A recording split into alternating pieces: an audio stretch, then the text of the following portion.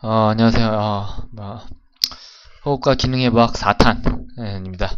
우선은 3탄에서 했던 내용을 잠깐 복습을 하고요. 다시 넘어가겠습니다. 경추 손상으로 인해서, 횡격막이, C4, 경추 4번 신경이 아닌 5번 신경으로 인한 이런 기능 이상으로도 횡격막이 제작용을 못해서 폐활량이 줄어들 수 있다. 아까 만성 폐쇄성 폐질환의 이 폐의 근본적인 원인과도 비슷하게 이런 이 폐활량이 줄고 혹은 이로 인해서 병적 메커니즘이 생겨날 수 있다라는 얘기를 해서 그때는 복대를 착용하면 조금 이 중부와 하위의 늑골을 안정시키고 횡격막이 이렇게 조금은 상부로 이렇게 올라갈 수 있는, 그러니까 내려가지 않게끔 도와주는데 도움을 주더라. 그래서 복대 착용을 한다. 이런 얘기를 했고, 임신 중에는 이런 장기들이 압박이 되고 복행근은 신장이 되고 복부 내압은 높아지고 이렇게 돼서 이런 부분이 횡격막을 이렇게 내리는 요소를 방해하더라. 횡격막을 내리는 걸 방해한다라는 거는 말 그대로 이렇게 정확한 호흡을 하는 게 아니고, 정적 호흡근들을 잘 쓰는 게 아니고 이렇게 강제적 호흡근들, 강제적 흡기근들을 씀으로써 더 많은 에너지를 쓸 수밖에 없게 만들더라. 그런 거는 또 빨리 지치게 만든다라는 얘기죠. 그래서 이런 부분에 있어서 이런 횡격막 호흡을 더욱더 열심히 하는 이런 것들을 많이 볼 수가 있습니다. 임신 했었을 때 그런 것들이 그 이유다라는 거. 출산에서도 이 횡격막에 대한 기능이 중요합니다. 이렇게 내압을 높여야지 얘가 쑥 나오니까. 자, 우선 그리고 또 갈비뼈의 움직임은 이렇게 들여마시고 내뱉고 들여마시고, 이 모양이 이렇게 양동이가 이렇게 되는 모양이다. 그래서 버킷 핸들 무브먼트라고 하는데, 이렇게 단순하게 이 위아래로만 가는 게 아니고 이게 세세하게 하나씩 까봤더니 얘는 양 옆으로도 벌어지고 앞 뒤로도 벌어지더라. 그래서 이것만 하는 게 아니고 이렇게 갈비뼈가 이렇게 뒤로 돌아가더라. 근데 전체가 이렇게 다 돌아가는 게 아니고 이렇게 끄트머리 쪽만 돌아가더라. 그래서 이런 것들을 토전이라 그런다. 뼈 따고 전체가 도는 게 아니고 하나가 이렇게 끄트머리 쪽이 돌아서 한쪽은 고정돼서 이게 비틀린다라는 거.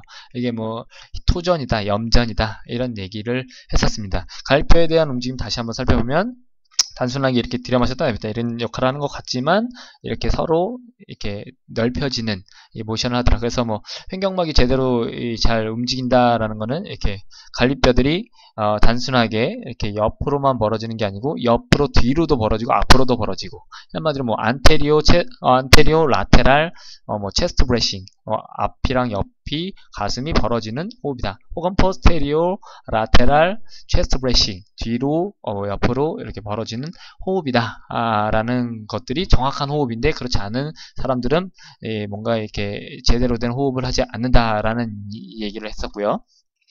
자, 업도미널 할로잉에 대한 얘기를 잠깐 이쪽으로 보고 가겠습니다. 우선 업도미널 할로잉은 이렇게 배꼽을 척추 쪽으로 당겨주세요 이런 표현을 쓰는 기법입니다. 이렇게 배꼽을 이렇게 척추 쪽으로 말아 넣어버리는. 근데 이렇게 하는 건 틀렸다라는 거. 가슴을 위로 쑥 들면서, 새가슴처럼 쑥 들면서 배꼽을 당기는 방법은 incorrect, 잘못된 할로잉 기법이고, 여기서 이게 이 배꼽이 말아서 위로 올라간다라는 요 느낌으로 해야지 정확하다. 이렇게 했었을 때는 복행근이 이렇게 단축성 수축을 하고요. 그리고 여러가지 복부근들도 같이 수축을 하고, 그 다음에 복부의 장기를 압박하게 됩니다. 그랬을 때 이런 것들이 좀 도움이 되는 이유 중에 하나는, 아까 말했듯이 그 복행근들이 신장되거나 장기들이 압박되거나 혹은 복부 내압이 증가되는 것들이 횡격막의 하강을 방해하는 요소 중에 하나입니다. 근데 이런 것들의 신장을 조금은 어떻게 한다? 이렇게 줄여주는 역할을 할 수가 있죠. 얘가 줄인 상태에서 이 횡격막을 통해서 이렇게 들여마시고 내뱉고 했을 때 횡격막에 대한 아까 안테리오 라테랄 체스트 브레싱, 앞, 옆 혹은 뒤, 옆 이렇게 하는 역할을 좀 더 이렇게 하는데, 사실은 그런 것 때문에 이 횡격막을 조금 더 잘 쓰게 하는, 그러니까 말 그대로 흡기를 좀 더 강하게, 그러니까 횡격막이 내려가게끔 잘 하는 역할을 이 할로잉이 해주더라, 이런 얘기였습니다. 그래서 할로잉 기법들과 관련해서 발살바라는 얘기도 잠깐 해보자면, 발살바 조작은 웨이트 트레이닝에서 많이 여긴 없지만, 발살바 조작은 여긴 없지만 제가 예전에 포스팅을 했던 것들이 있어요.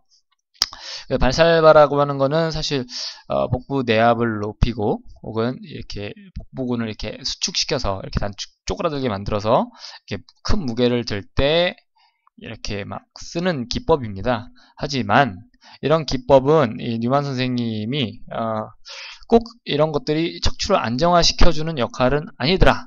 그래서 뭐 예를 들어 동시에 이렇게 많은 근육들이 짧아지면서 수축은 하지만 이렇게 수축을 하게 되면 뭐가 문제가 되냐면 요추는 굴곡을 하더라. 이렇게 많은 복근들이 발살바처럼 수축을 동시에 이렇게 쪼그라뜨려서 하면, 근데 그로 인해서 요추 신근에 대한 이런 모멘트는 작아지고 이 복부에 대한 요추에 대한 굴곡 이 모멘트는 커져서 불균형인 상태에서 뭔가를 든다라는 거는 안정적이지 못하다.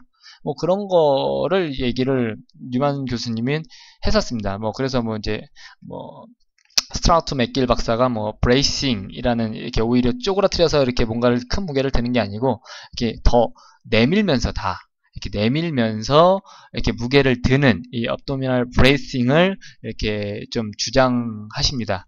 그러니까 브레이싱과 이 발살바 조작은 조금 틀린 개념이니까 잘 알아두시고요.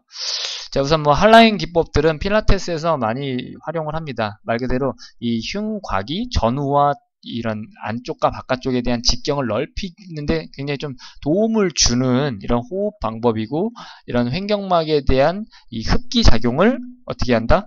강화시키는 역할을 하기 때문에 이런 할로잉 기법들을 종종 사용한다라는 얘기입니다. 하지만 뭐 할로잉 기법이 뭐 다 모든 거를 아까 말했듯이 완벽하게 케어한다 이건 아니고 적재적소에 사용해달라 이런 얘기가 됩니다. 그리고 이거는 이제 잘못된 호흡에 대한 얘기인데요. 원래는 이렇게 돼서 이 횡격막이 이렇게 돼야 된다는 소리예요. 이게 이게 흉골인데 얘가 앞으로 이렇게 이걸 봤을 때 이렇게 직경이 넓어져야 된다는 소리예요. 상하 직경 뭐 이렇게 전후 직경은 이렇게, 그다음에 양 옆에는 이렇게 돼야 된다라는 소리인데, 이렇게 돼야 되는데 만약에 뭔가 체형이 잘못돼서 이렇게 됐다. 처음부터 이 방구가 이렇게 올라가더라. 그러니까 이 흉골이란 뼈가 이렇게 올라가면서 호흡을 하더라. 어퍼 체스트, 그러니까 가슴 위로 올라가면서 체스트 브레싱을 하는 거는 이 말 그대로 이 횡격막에 대한 방구를 이렇게 떨어뜨리지 못하는 호흡 방법이다 라는 얘기입니다. 뭐 간단하게 뭐 7분 정도 돼가지고 뭐 모래시계 증후군, 뭐 하울레스 신드롬 뭐 여기 쏙 들어간 건데, 이거는 이게 횡격막이 이렇게 제대로 흡기가 되면 싹 이렇게 내려가서 펴져야 되는데 잘 펴지지 못한 상태를 의미를 하고, 이런 분들의 대부분 특징이 이 배꼽이 약간 위쪽으로 이렇게 이동돼 있다. 그래서 이런 분들의 이런 증후군을 갖고 있는 분들이 대부분 이런 횡격막에 대한 이런 비정상적인 수축을 갖고 있고, 이로 인해서 뭔가 문제가 되는 것들이 뭐 허리 쪽에 대한 안정성 혹은 힘선 이런 것들이 제대로 나타나지 않더라 라는 얘기였습니다. 그래서 어떤 분들은 뭐 이렇게 막 쪼여 있는 분들이 있어요. 허리가 잘록해. 하지만 이런 것들이 굳이 이렇게 호흡 평가를 했을 때 좋지 않다면 이건 병이다 라는 얘기를 드리고 싶습니다.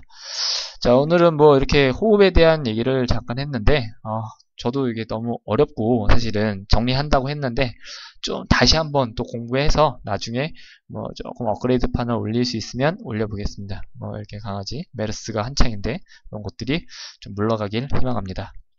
자, 그리고 뭐 여기 뭐 여러가지 자료 출처들인데요. 이런 것들을 비영리적 교육 목적으로만 활용한다 라는 얘기였습니다. 이상으로 호흡에 대한 얘기를 마치겠습니다.